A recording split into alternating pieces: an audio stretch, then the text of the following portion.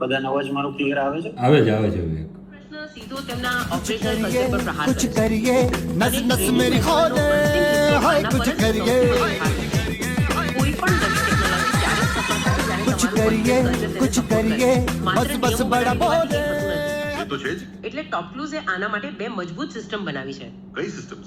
પહેલી છે ટોકલુઝ AI prompt library. આ એક પ્રકારની સેન્ટ્રલ રિપોઝિટરી છે.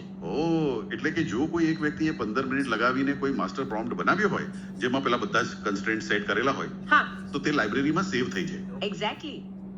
Good afternoon everyone. બધાનો અવાજ મારો ક્લિયર આવે છે? આવે છે વિવેક. હા, તો મેં હમણાં જ ચેટની અંદર માસ્ટર પ્રોમ્પ્ટ લખીને મૂક્યો છે. તો જે રીતના તમે આખો ઓડિયો સાંભળો એ ઓડિયો પણ મેં નોટબુક LLM થી બનાવેલું છે.